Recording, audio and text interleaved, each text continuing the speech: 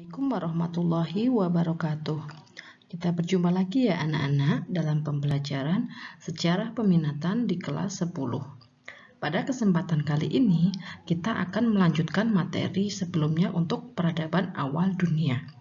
Nah, yang akan kita bahas kali ini adalah peradaban dari Mesopotamia dan Mesir. Selamat menyaksikan ya.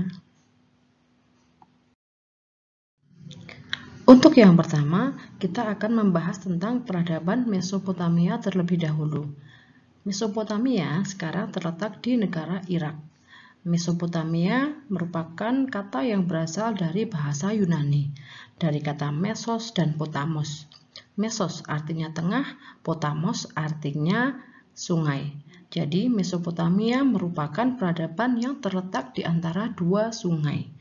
Sungai tersebut yaitu Sungai Eufrat dan Sungai Tigris. Sungai Eufrat dan Sungai Tigris merupakan sungai yang berhulu di pegunungan Armenia dan bermuara di Teluk Persia. Jika Mesopotamia dihubungkan dengan daerah lembah Sungai Yordan, maka akan membentuk daerah bulan sabit yang subur atau namanya adalah The Fertile Crescent Moon. Berikut adalah gambar peta peradaban lembah Sungai Eufrat dan Tigris atau peradaban Mesopotamia. Jika diperhatikan gambar yang berwarna hijau ini, jika dihubungkan bentuknya seperti bulan sabit, makanya disebut dengan The Fertile Crescent Moon. Jadi, Sungai Eufrat dan Tigris yang mendapatkan banjir itu membawa lumpur sehingga bisa menyuburkan tanah-tanah di sekitarnya. Selanjutnya akan saya jelaskan beberapa bangsa yang pernah mendiami peradaban Mesopotamia. Bangsa yang pertama adalah bangsa Sumeria. Bangsa ini hidup sekitar 3000 sebelum Masehi. Di dalam bangsa Sumeria terdapat kota yang dipisahkan oleh gurun dan rawa, sehingga kota-kota tersebut disebut dengan negara kota. Pusat pemerintahan bangsa Sumeria berada di kota Ur.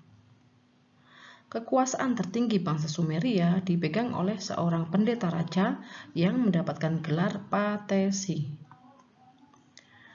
Sementara kota pertama yang berhasil menegakkan kekuasaan kota Kis yang terletak 88 km di sebelah selatan Baghdad. Puncak kejayaan bangsa Sumeria berada di tangan Raja Etana. Kota Kis akhirnya mendapatkan saingan dari kerajaan Erek yang dipimpin oleh Gilgamesh. Gilgamesh pada akhirnya dapat dikalahkan oleh Raja Sargon.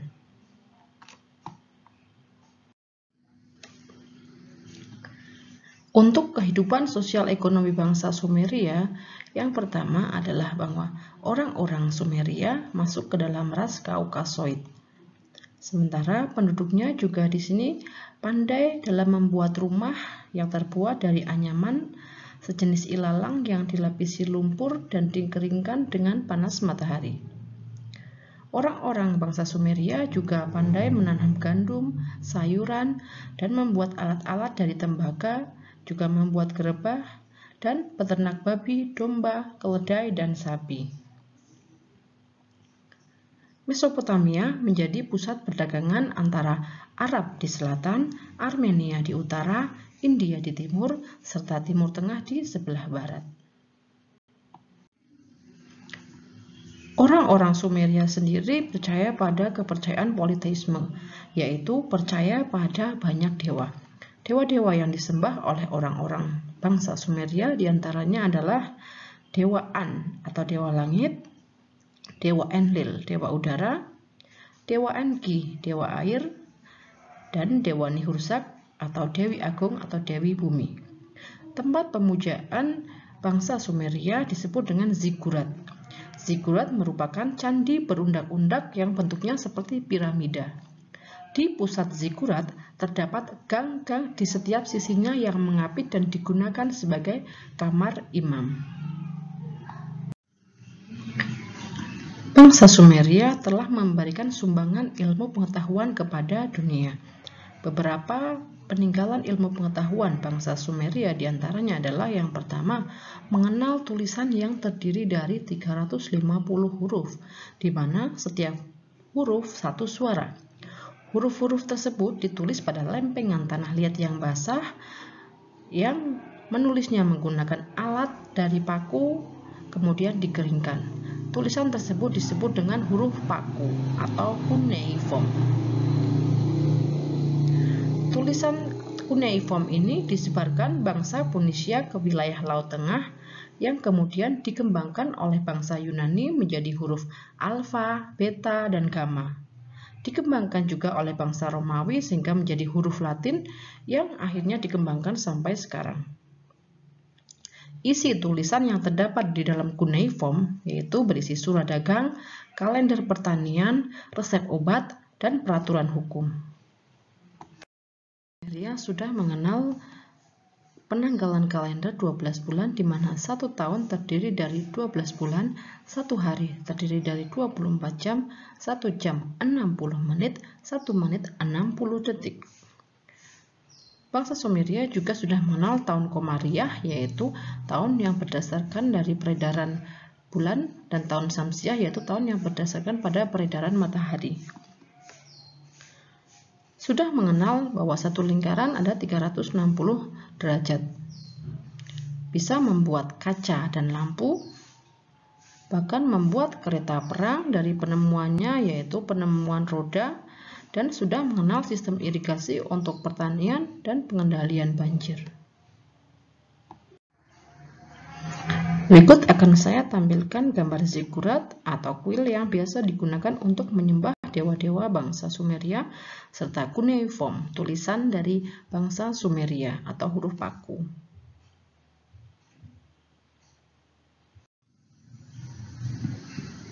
Bangsa yang selanjutnya menguasai Mesopotamia adalah bangsa Akkadia. Ia memimpin Mesopotamia setelah berhasil mengalahkan bangsa Sumeria pada tahun 2300 sebelum Masehi. Pusat pemerintahan bangsa Akkadia berada di kota Agade. Masa kejayaannya yaitu ketika diperintah oleh Raja Sargon. Perekonomian bangsa Akkadia bersumber pada pertanian, di mana bangsa Akkadia mempunyai dua pusat utama pertanian. Yang pertama adalah daerah selatan yang mengembangkan sistem irigasi, dan yang kedua daerah utara yang mengembangkan pertanian hujan musiman. Kepercayaan dari bangsa Akkadia politeisme, yaitu menyembah banyak dewa. Sementara hasil kebudayaan dari bangsa Akkadia berupa ukiran dari lilin dan pengecor perunggu. Bangsa Akkadia juga mengenal cerita kepahlawanan seperti Adopa, Etana, dan Gilgamesh yang berbentuk syair. Bangsa ini runtuh karena mendapatkan serangan dari suku Amori yang kemudian menjadikan Babilonia sebagai ibu kota. Bangsa yang ketiga yang mendiami wilayah Mesopotamia adalah bangsa Babilonia Lama yang hidup sekitar 1900 sebelum Masehi. Kerajaan Babilonia didirikan oleh bangsa Amorid. Kata Babilonia sendiri berasal dari kata Babilu, yang berarti gerbang menuju Tuhan. Pusat pemerintahannya berada di Babylon atau Babil. Babylon sendiri terletak kurang lebih 97 km di selatan kota Baghdad Selatan di tepi sungai Eufrat, Irak Selatan. Kota Babylon berbentuk segi empat dengan sungai Eufrat mengalir di tengahnya. Raja pertama dari kerajaan Babilonia Lama adalah Samuabun dari bangsa Amorid. Sementara kerajaan Babilonia Lama mengalami masa kejayaan di bawah pemerintahan Raja Hammurabi.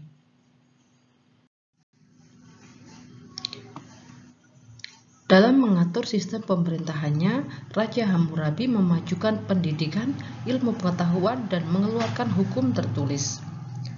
Hukum tertulis dikenal dengan nama Undang-Undang Hammurabi.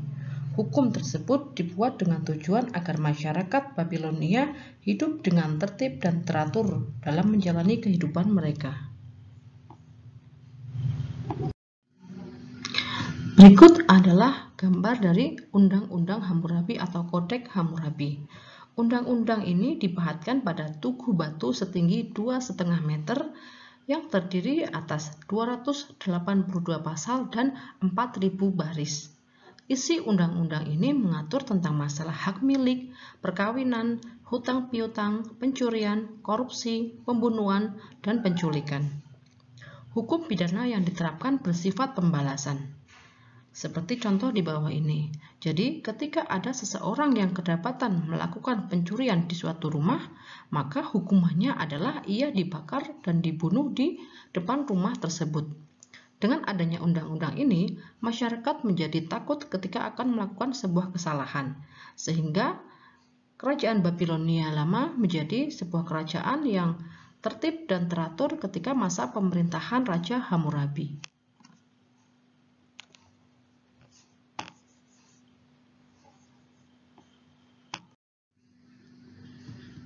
Selanjutnya adalah kepercayaan bangsa Babilonia lama. Sebagai dewa tertingginya adalah Dewa Marduk. Di situ Dewa Marduk menjadi dewa utama setelah mendesak kedudukan Dewa Enlil dan menyelamatkan dunia dari gangguan Dewa Tiamat yang menguasai air dan sewaktu-waktu dapat menciptakan banjir. Pendeta mempunyai peranan yang penting dalam hal bidang agama dan pendidikan. Di bidang ilmu pengetahuan, bangsa Babilonia lama membangun menara dan lengkungan-lengkungan. Juga di bidang astronomi, mereka sudah mengenal berbagai macam planet. Bangsa Babilonia diserang bangsa Hit dari Asia Kecil setelah Raja Hammurabi meninggal dunia. Mesopotamia akhirnya diambil alih oleh bangsa Assyria.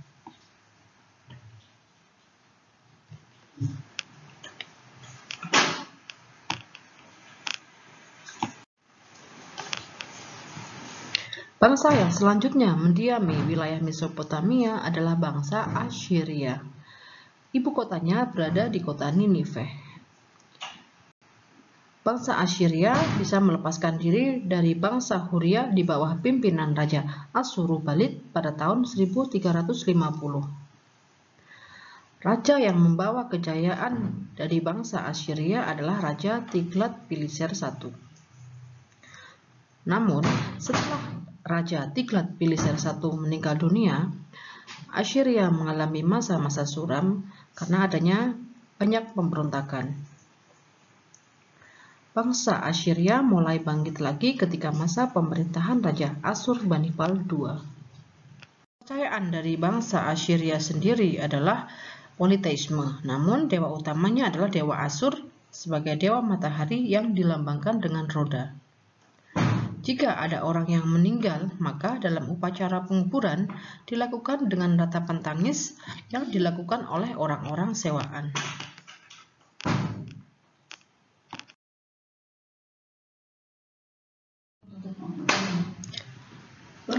Ilmu pengetahuan dan teknologi yang dimiliki oleh bangsa Assyria diantaranya adalah yang pertama, mengenal pembagian tahun yaitu 1 tahun 365 seperempat hari, meramal nasib dengan menafsirkan gerakan dan kedudukan benda langit, membangun perpustakaan besar yang terdapat 22.000 buku lempengan tanah liat dengan huruf paku, dan membangun kota dan istana yang megah.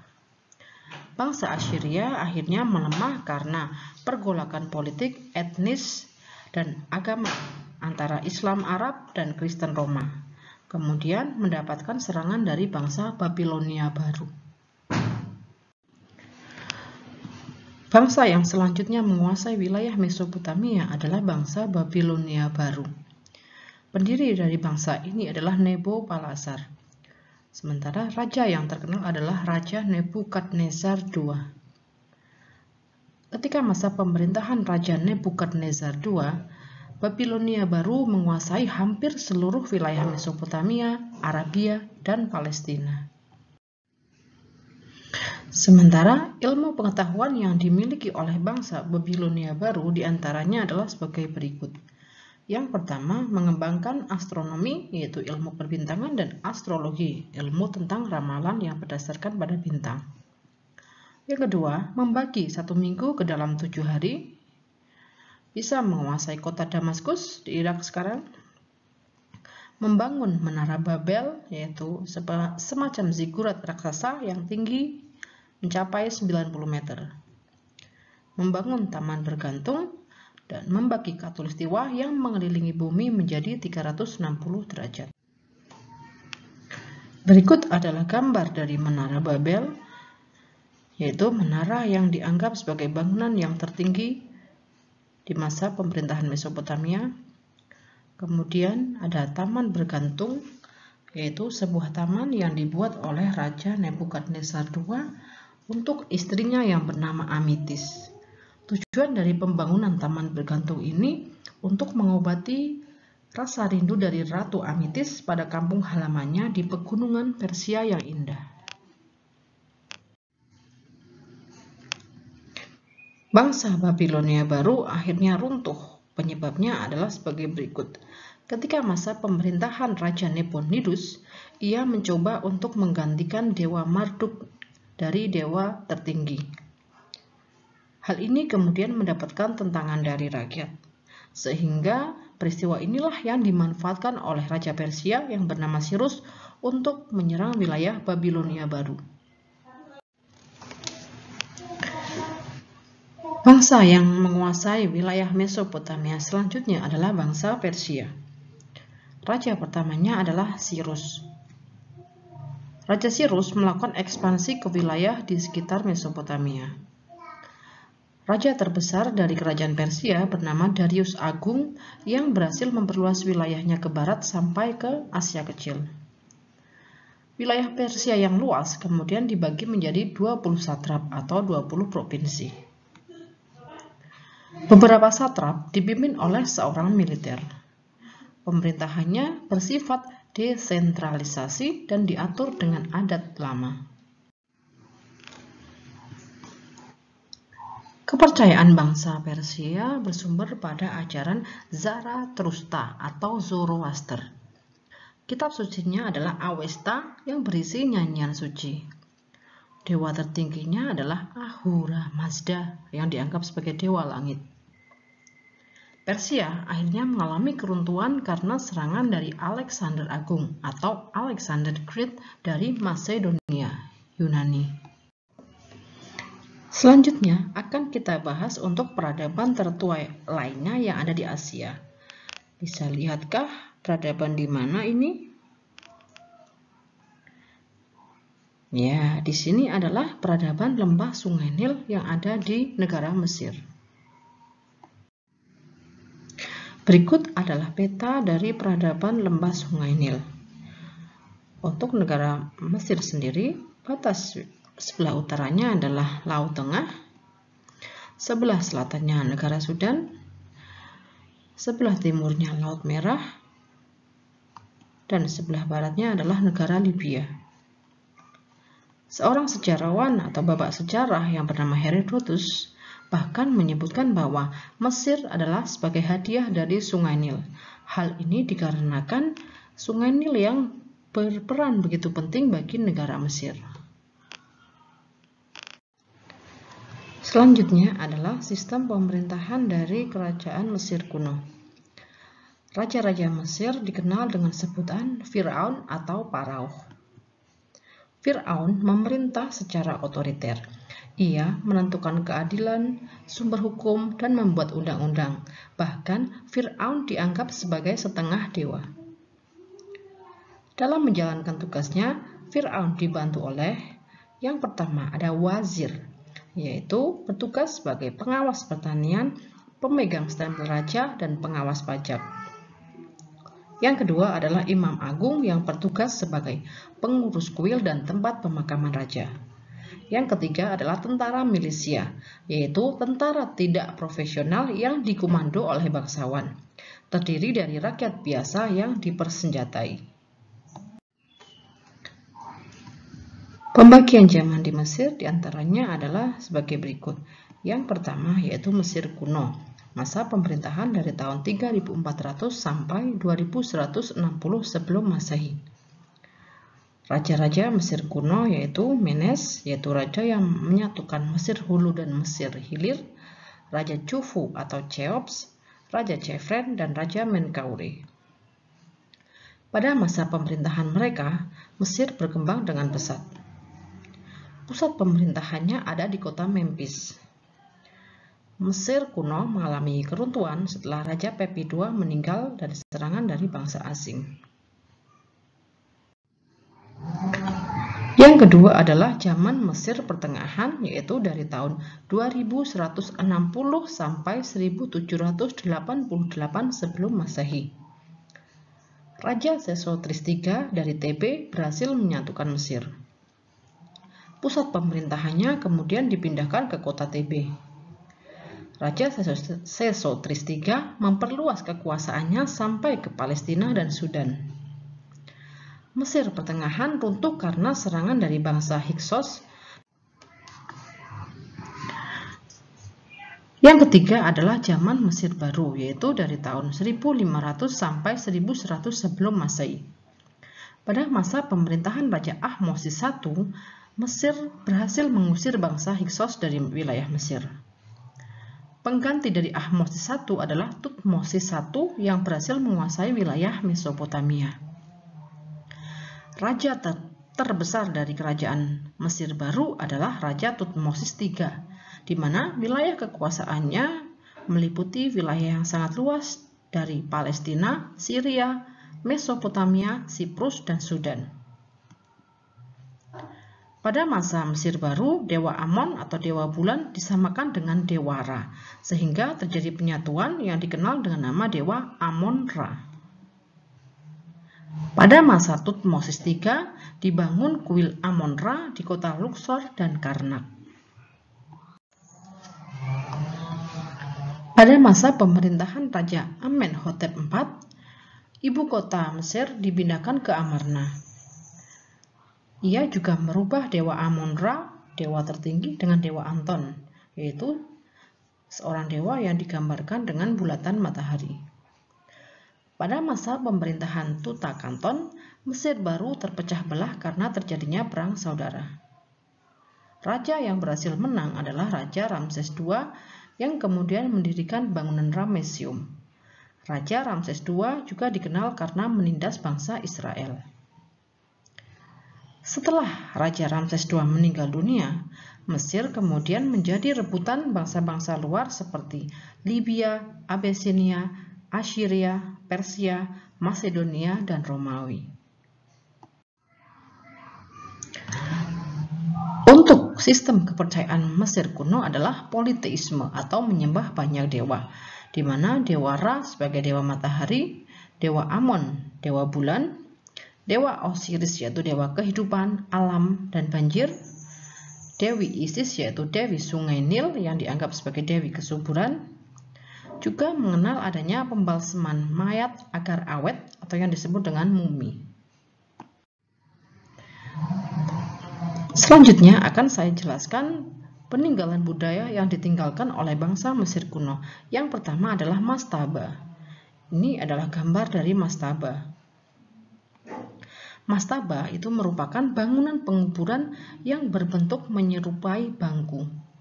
Bagian atasnya datar, sisinya miring. Mastaba mempunyai beberapa kamar. Salah satu kamarnya adalah untuk tempat menyimpan jenazah. Bangunan yang selanjutnya adalah bangunan yang sangat terkenal di Mesir. Kalian pastinya sudah tahu. Ya, bangunan itu adalah piramida.